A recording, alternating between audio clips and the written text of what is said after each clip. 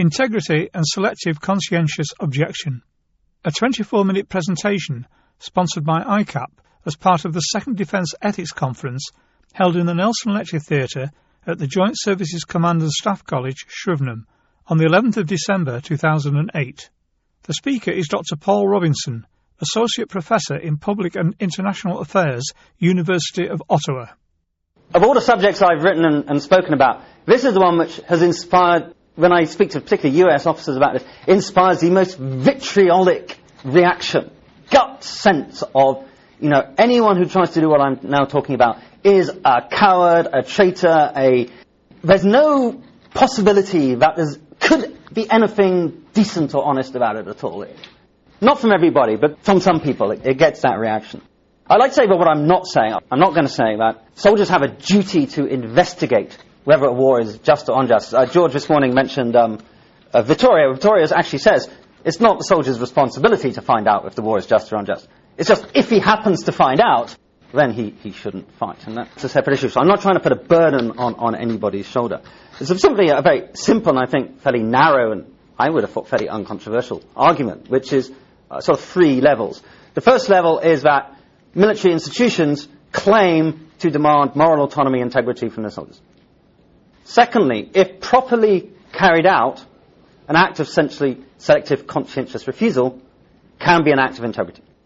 And C, that therefore, if you punish someone for selectively conscientiously objecting, who's done it properly, you're punishing them for showing the very virtue you claim you support. And that this is therefore a hypocritical position for military institutions to find themselves in. I'd also add to this that the accusations of dishonourable conduct which accompany selective conscientious objection are misplaced. Now, official toleration of people who object to all wars, if you object to all wars and you conscientiously object, that's tolerated in pretty much every country. If, however, you object to a specific war, that is not tolerated, and that's what we call selective conscientious objection, and that's what I'm going to be talking about today. Integrity is one of the qualities most listed in official lists of military virtues. If you look at our little book on ethics education in the military, you'll see integrity crops up quite a lot.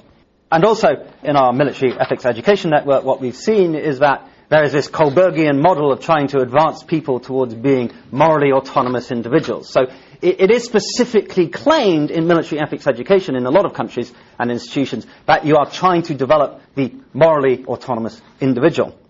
What, therefore, is integrity? Well, philosophers generally describe it as being coherence between principle and action. And one article here says, integrity requires sticking to one's principles. So the person of integrity does what he or she thinks is right, even in the face of disapproval by others. And although I haven't spent long at the United States Military Academy at West Point, I have spent some time there, and when I went there, the Honour Committee gave me a copy of the Cadet Honour Committee Proceedings, in which on page 1 it says that honour is an individual concept, an inner feeling, and a man must judge for himself what is right. A man must judge for himself what is right, not wrong. The man of honour is true to himself. He clings to what he knows is right with all his strength. There it is, page 1 of the Cadet Honour Committee Proceedings. Okay. Now the reasons for this stress on integrity are clear. You want military personnel who will resist peer pressure to misbehave. And there's quite a lot of evidence that misbehaviour often comes from this peer pressure. So you want people who will behave well, not only when other people are looking at them, but also when other people are not looking at them as well. However, we may be certain that military institutions don't think that you should stick to any principles. We have the problem of a sort of Nazi with integrity. You don't want the Nazi with integrity. Because there are certain views you really don't want people to put into action. So therefore, philosophers redefine the term somewhat, and Lynn McFall, for instance, says, when we grant integrity to a person, we need not approve of his or her principles, but we must at least recognise them as ones a reasonable person might take to be of great importance. So the fact that you disagree with someone's principles per se isn't a reason for not wanting to be integrity, but they've at least got to be ones a reasonable person might believe in and consider to be important. And I think when we're talking about Asar Kashir saying, well, what if everybody does this and in all aspects of policy? Well, what we're going to have to talk about is resisting a just war a view of sufficient importance which is comparable to, say, resisting health policy you don't like? Okay? I mean, is this an issue of great importance which one a reasonable person would believe in? An alternative is to discard the concept of integrity as an absolute and view it as a sort of Aristotelian mean flanked by arrogance and weakness of will. So the person who shows no respect for what other people think is guilty of arrogance. So we want people who will listen to others to some degree. But at the same time, someone who gives in to others when he is certain he is right is guilty of weakness of will. So the person of integrity has Aristotle's practical wisdom. He properly considers what others have to say, he investigates the information, and when he knows when to follow their advice and when not to. So, true integrity depends not solely on the decision made, but on the manner in which it is made. It must be a decision which is made after properly informing yourself of the rights and wrongs and the various arguments and taking other people's views into consideration. So we don't want people acting on integrity, as it were, on a whim, which is completely uninformed. If we're talking about selective conscientious objection, and whether a selective conscientious objector has shown integrity in refusing to fight in a certain war, we have to ask two things. We must ask whether believing that one should not fight in an unjust war is a belief a reasonable person would consider important. And second, we should ask whether the objector has made his choice after proper deliberation. Okay? And if both those criteria are satisfied, then you can say they've acted with integrity. As far as the second point, proper deliberation, is concerned, most of the literature on this comes from Israel, and most of the statistics suggest that people don't make this decision on a whim. Very many selective conscientious objectors have already served 1 or 2 tours of operational duty somewhere, and they have fought long and hard and informed themselves about the decision. But in any case, it's not necessarily the case that you have made the decision improperly. You can't say definitely someone who selectively conscientious objects has made that decision improperly. As far as the first point, is this a reasonable belief? It seems to me that believing it is wrong to fight in an unjust war clearly is a reasonable belief, and an important one. Certainly, I would suggest it's a reasonable enough belief to fill many pages of philosophy books, including one recently published by David Roden and Henry Shue. And it's also a belief which has some support in the Judeo-Christian just war doctrine. This infuriated my peer reviewers who said I was misrepresenting just war doctrine, but having heard Victoria this morning, I think we could see that that's absolutely not the case. So therefore, it seems to me that you can't say for certain that if someone is selectively objecting, he is not acting with integrity. He may be, if he's doing it on a whim. He may be if he's just a cover for cowardice. But if he sincerely believes this, he has properly informed himself, then this is an act of integrity. And that leaves the military in a quandary. For it is obvious from this discussion that selective conscientious objectors who reach their decision not after proper deliberation have displayed the very virtue that those institutions demand of them. Punishing them there for their actions means punishing them for following the institution's own moral teachings. So how do we get out of this difficult quandary? Well, one argument would be to say that, well, integrity is just one virtue, there's a whole bunch of other virtues, and these might take priority. So what I've done is I've taken the other virtues which appear a lot on these lists, such as courage, loyalty, and obedience. And I've also thrown in, for good measure, because I think it's important, respect for human life and dignity. Now, courage is sometimes seen as the supreme military virtue, and selective conscientious objectors are often accused of cowardice. However, since you may well end up being thrown in prison, one could argue that this is actually a physically courageous act. Moreover, it is undoubtedly, given the peer pressure which exists within military institutions, a morally courageous act. At least it can be, depending on the reasons for which you're doing it. And certainly when I was at Sandhurst, if there was one thing our company commander kept rubbing into us, it was moral courage, moral courage. And in fact, the US Army pamphlet, Bedrock of Our Profession, actually says that moral courage, the courage of one's convictions, is equally as important as physical courage. It takes a different courage to stand up for what you believe is right. Our moral principles must not be compromised because of a situation or the circumstances. There it is in the US Army pamphlet. So, I think we must concede that in some circumstances this can be a morally courageous act. How about loyalty? Doing what you believe to be right by refusing to fight could be considered egotistical. It pushes the burden on your colleagues and so on. And Asar Kashir in the Israeli Law Journal has put forward this point of view, arguing about comradeship. What is noticeable, though, in these arguments is the stress is put on loyalty to your immediate colleagues. And that is important. I mean, I'm not going to deny that you have obligations to your immediate colleagues. And you've got to have some very good reasons for refusing to help them. However, the virtue of loyalty transcends immediate comradeship, There's loyalty to the nation, loyalty to humanity, loyalty to abstract moral principles such as the truth.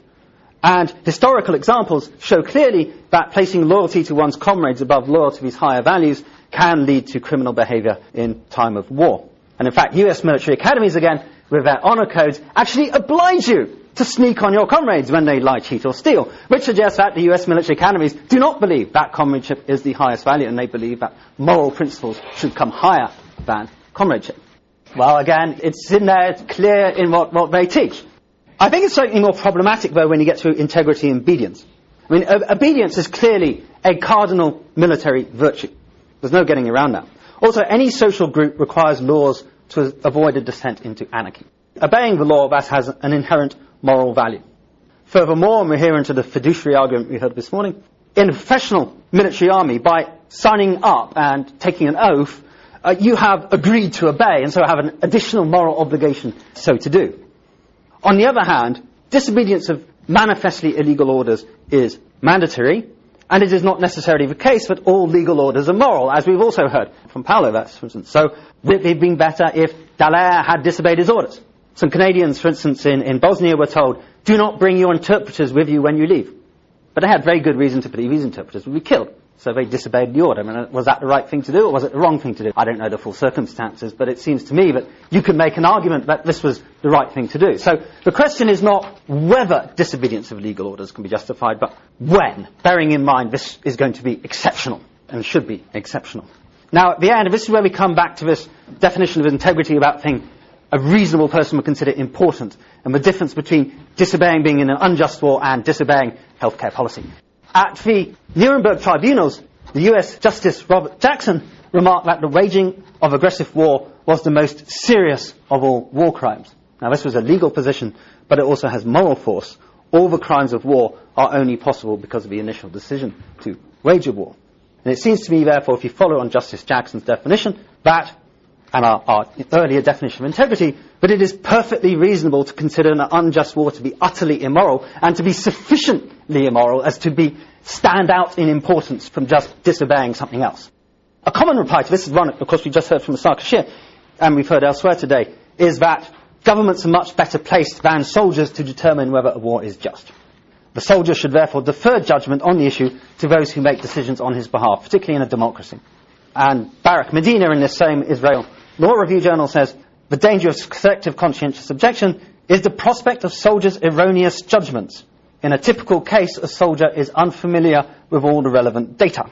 And Bishop O'Brien, Archbishop for the US Military Services, wrote in a March 2003 message to troops just before the invasion of Iraq, given the complexity of factors involved, many of which understandably remain confidential, it is altogether appropriate for members of the armed forces to presume the integrity of our leadership.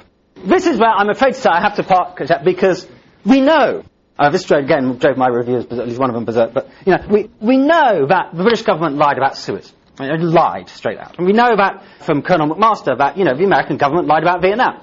We know about Iraq that they certainly said things which were untrue. They may not have known they were untrue, but they were untrue. We heard about today about invasion of Dominican Republic as an unjust war. There's enormous numbers of examples in which democratic governments have behaved in a way which simply means we cannot trust them in this fashion. The idea we heard earlier say, you must give them the benefit of a doubt. Well, I'm afraid to say, and I find myself strange believing this as a man who was very, conservatively brought up and trusted government, but I, for one, simply am not prepared to give them the benefit of a doubt anymore, because they have shown that they cannot be trusted with that benefit of a doubt. And we heard, well, you don't know all the data because it's confidential. But, this is just an excuse governments can give you to stop you objecting to what we do. I wrote in The Spectator in December, my reviewer said, well, Iraq, you can't use that because everybody thought they were WMD. Well, I wrote in The Spectator in December 2002 that the threat from Iraq, and I use my exact words, were a figment of some overactive imagination. You didn't need to be in government to be able to work that out. So to then come back and say, well, you don't have all the information, you can't make a moral judgment, I'm afraid to say is simply not acceptable. We have to make moral judgments every day. And of course, we always don't know everything. So to say, well, you don't have the information, so you can't make a moral judgment, prevents you from making moral judgments at all. Maybe this is because my attitudes have been warped by Iraq, but I'm simply not prepared to take that line anymore. Another guy called Kemp says, well, there's a response to that, which is that by taking the oath to serve, you implicitly heighten the presumption in favour of the government. And he says, that's actually quite a good point. He says, if you thought your government was a bunch of lying toads, you shouldn't have joined up. Okay? Fine. But last year we were here and we heard a wing commander, I think it was, said to him, look, we were talking about this with our colleagues and about half of us were against the war, but we trusted them. We thought they had something because they told us they did. And now we feel betrayed. And so you have people who, you join up believing a certain thing and then you discover it's not true. Does that mean that you're joining up, taking oath, it's like a one-time moral judgment? That's the sort of Kemp position. You make a one-time moral judgment and after that you're committed. Yes, it raises the bar of presumption, but it doesn't eliminate your moral agency. You still can't do that. As for the fear of erroneous judgment, Thomas Aquinas, I'm grateful for Martin Cook on this, makes this important distinction between invincible and invincible error. And he says, well, you must obey your conscience, but it's not an excuse even if you're wrong, you must do what your conscience tells you. Now, it's not an excuse if the reason you're wrong was because you were negligent. But if you weren't negligent and you were wrong, you were still right to do it. Now, in the definition of integrity I've already given, there is a presumption that it's only integrity if you've done your research. So therefore, you're not going to be in that position of the negligent error. And therefore, even if you're wrong, you must still follow your conscience. It appears, therefore, that orders to participate in an unjust war constitute as strong as an example of justification for disobedience as you're likely to be fined. And I'll wrap up this section by reference to another important military virtue, respect for human life and dignity. And thank again Professor Kashir here, who wrote in the Code of Ethics of the Israel Defense Forces, and he told me he was personally responsible for putting this in, that the IDF and its soldiers are obligated to protect human dignity. Every human being is of value regardless of his or her origin, religion, nationality, gender, status or position. And Patrick Milam, I think, this morning was asking, can we have a ethos which is more international outreach one? Actually, the fundamental Canadian defence ethics have done this very explicitly, and we've not yet fallen apart. And I'll read it out here, because it's quite a remarkable statement written by Denis Beauchamp, who snuck it in, I think, without the generals realising what they were signing up to. But this is what it says. The statement of defence ethics contains a hierarchy of 3 general principles. 1, respect for dignity of all persons. 2, serve Canada before self. And 3, obey and support lawful authority. The ordering of these principles reflects the relative importance of the obligations of our nation's military institutions to the human community in general, to the Canadian society, and to lawful authority. In practical terms, and as a general rule, the ordering means that Principle 1 takes precedence over Principles 2 and 3, and Principle 2 takes precedence over Principle 3. So according to the fundamentals of Canadian defence ethics, respecting the dignity of all persons takes precedence over serving Canada, which takes precedence over obeying and supporting legal authority. This makes it very clear that obedience to even lawful orders cannot trump moral commitments to the human community in general, since it's hard to see how participating in an unjust war could be said to be consistent with a commitment to humanity. Now, of course, you can just say this is namby-pamby lefty Canadian liberalism. Although Denis Beauchamp is a former soldier, but just in case you think that, James Toner from the US Army War College has said, the first and most fundamental task, the first absolute of any legitimate warrior ethic, and of all genuine soldiers, is to protect innocent life. When countries of commanders or specific orders depart from or violate a transcendent standard, then citizens and soldiers alike must consider carefully whether the country has forfeited its claim upon them. So I think Mr. Toner is a fairly conservative-minded person generally, so yes, he comes up to a very similar position. So, what's left? Well, what's left really is the consequentialist argument, which is, yes, it's all very well and good, but what if everyone resigns, as Professor Kashir asked? The problem is, we don't know if they would or not, because no one has ever actually really allowed selective conscientious objection during a war, so we have no data to go on. However, what we do know is that military institutions are very conservative, there is immense peer pressure within them to conform, and it seems, therefore, fairly unlikely that vast numbers of soldiers would choose to selectively conscientious object. And so therefore I think those who object to it seem to have a very low opinion of their own troops. They really seem to worry about how loyal their men really are, which seems odd to me. However, let us nevertheless imagine a situation in which vast numbers of soldiers object, and so many object that the state can no longer carry out its military policies effectively. Well then, you really have to ask whether you were justified to going to war in the first place, because given the pressures which exist within the armed forces, something would have to be really egregiously wrong for so many professional soldiers to selectively conscientious object. And I think, therefore, that you could regard this actually as quite a useful thing to allow, because it would serve as a sort of tripwire, which would warn you when your numbers start going up, you begin to realise that maybe you're getting into something which you should not be involved in. Okay? And it could actually, therefore, enhance military efficiency, government policy, and so on, rather than undermine it. Okay. Having proven my case, though, we haven't necessarily proven the case that the state shouldn't punish them, because whether your right to object isn't the same thing as whether the state is right to punish you or not. Maybe you're right to object and the state is right to punish you. The argument here is a practical one. There has to be some mechanism for filtering out the sincere from the insincere. How do you know who's a really sincere selective conscientious objector, and how do you know who's a coward? Well, the answer is by punishment, because the cowards won't want to be punished, and therefore they won't selectively conscientious object. And only the sincere, the people who really believe it, will be willing to go through with it.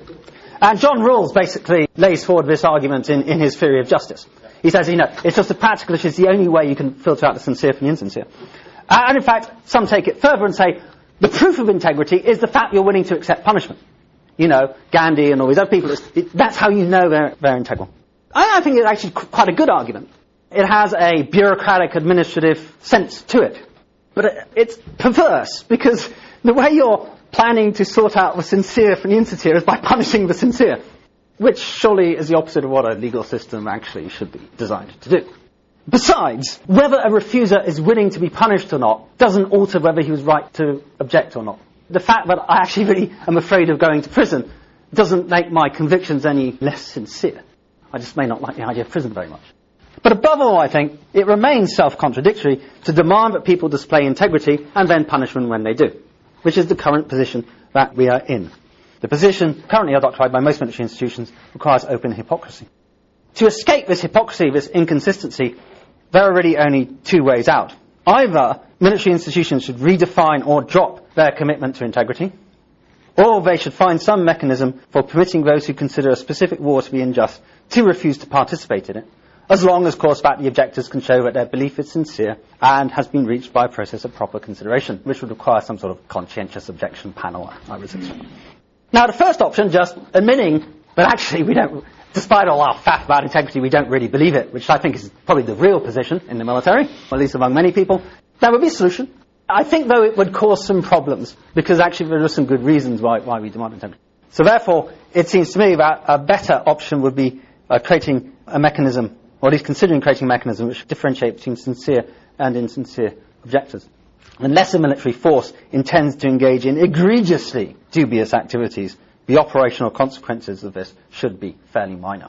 Selective conscientious objection could prevent even further political and military goals by drawing attention to questionable undertakings and helping to reduce injustice.